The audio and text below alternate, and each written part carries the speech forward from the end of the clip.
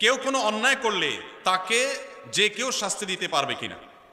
ভাইরা আমার, কোথাও কোনো অপরাধ হচ্ছে, কেউ কোনো অন্যায় কাজে লিপ্ত, তার সে অন্যায়ের শাস্তি আপনি নিজে হাতে দিবেন কিনা, অর্থাৎ আইন হাতে তুলে নেবেন কিনা?